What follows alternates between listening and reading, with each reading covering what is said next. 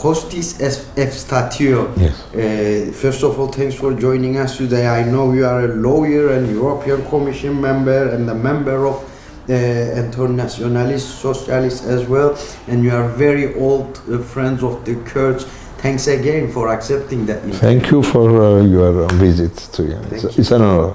So let's start with the isolation on Mr. Abdullah Öcalan. Kurdish leader Abdullah Öcalan has been isolated last 23 years now, since 1999.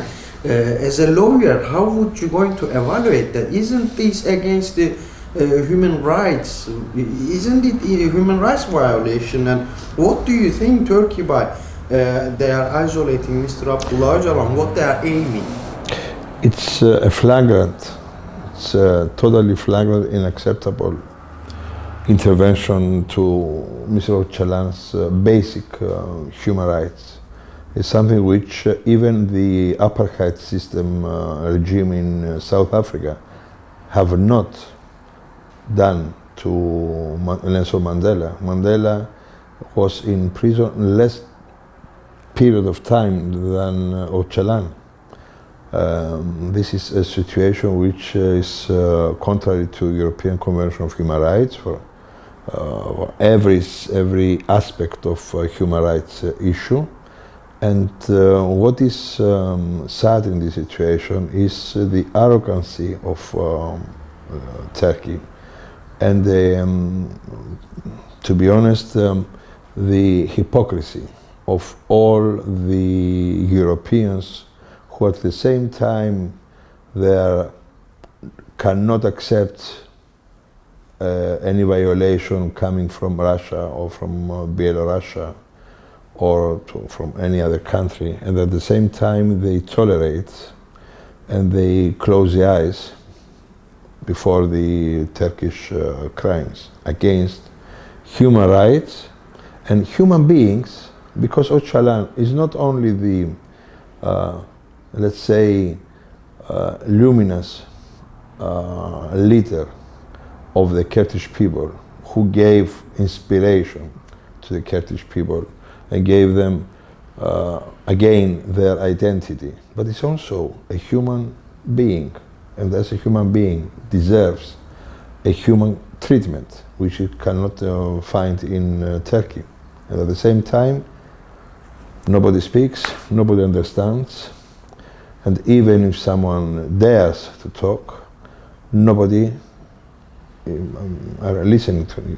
And this is a very bad situation. The problem is that we close the eyes or we have our eyes open in the evaluation of human rights, depending who is the victim or who is the one who does it. So the problem is that Öcalan proved that as Europe, we have a long path to follow to be the Europe of principles and values we are dreaming or our vision. That was 23 years ago. 23 years. 1999. What do you think the Western allies and powers they try to do with hostage, taking as a hostage Mr. Abdullah Öcalan, kidnapping him basically? What was the aim on the 15th February international conspiracy? It was to prove that Turkey can do whatever they want without paying any price. And this is the message they try to send to their people, because the Turkish regime is based also on the violence exercised and the depression and exercised in against the Turkish people. So by doing such things, the Turkish regime proves to themselves that they can do whatever they like, whatever they want, without paying any price. And this is very bad for those who tolerate such actions. Also, the European countries, and especially the Britain as well as the USA as well, they are claiming that they're upholding on the human rights, but as you mentioned, they are all silent and turning blind eye on what's happening, the PKK Yes. and Mr. Öcalan as well. Yes. So I would like to ask you that do you think is the two different faces of the same problem of keeping PKK on terrorist organizations list and keeping Mr. Öcalan under isolation? Yes, it's the hypocrisy I have just told you. It's a typical example of the hypocrisy of the new world, of the new, situation in the international affairs. That depends the predator and who is the victim. If the victim is something which can serve us, then they react. Otherwise, they do the blind eye. And I think that this situation of Ocalan and PKK is the challenge of the international community to prove themselves. Otherwise, we go back into these dark ages. And I insist that Ocalan carries on the way, the path, and the struggle of Nelson Mandela. They have similarities in their actions. They are both. They gave the vision to their people. They gave identity to their people. They suffered. They were. Ocalan is still under custody for many, many years in complete isolation. No human rights are enjoyed by him. The same way as Nelson Mandela suffered in the past. So I think with his life and his suffering, Ocalan gives a new dynamic and a new prospect in the struggles of the people for freedom and democracy. This is what Nelson Mandela started, and Ocalan continues. This is what exactly I wanted to ask you as well. What is the importance of Öcalan? Do you think he's a key name to bring peace to the Middle East as well? But you know, there is a proverb, Indian proverb. No, there is no, and which is used also by Palestinians in the occupied areas. There is no peace in stolen land. So Ocalan, what does and what did and continues is that he gives the example of the struggle for democracy, freedom, and for his people. And what Ocalan has made was to give the lost identity of the Kurdish people. To be honest, in the 80s, when I was a young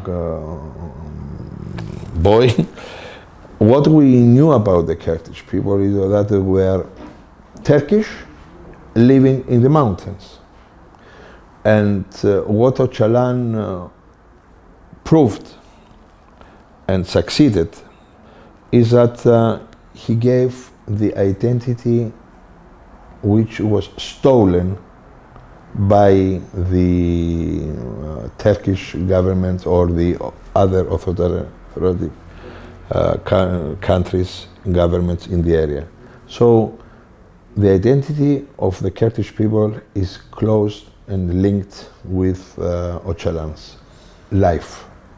So just before we move to your message, is there anything else you would like to add on about Öcalan? Yes, I think that Ocalan is our chance to prove ourselves that we respect our values and principles. Otherwise, it will be a failure to all of us and will be something which we will regret, all of us as Europeans, when tolerating, accepting such unacceptable behavior against Ocalan. You are also an EDEC MP as well, and you are a European Commission member. How would you going to evaluate of the approach of the European politicians on this? I'm member of the Council of Europe Parliamentary Assembly, representing Cyprus. And in Parliamentary Assembly, there are hundreds of MPs coming from all over the countries of Europe. And to be honest with you, there are many people who want to help the Kurdish people. The problem is that they don't dare, or they prefer not to speak, not to act, because they know that their governments, or they will pay the cost because of this situation existing in international affairs.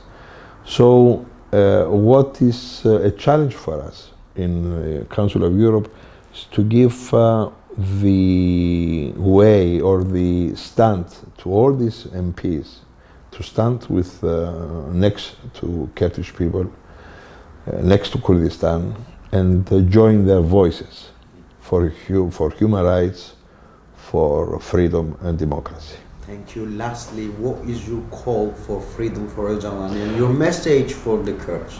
The Kurds, the Kurds is, for us, the Kurds are our lighthouse. The Kurdish, they don't have a state, but they will have a state soon, because they decided to fight for it. While we, the Cypriots, we have the state, and we are on the verge of losing it because of our inaction. So the Kurdish people is the lighthouse of all the Europeans who aim and who vision for democracy, freedom, human rights. Kostis Efstathiou, EDEC MP and lawyer, thanks for joining us. Thanks for accepting this. Thank you for being here. Thank you very much.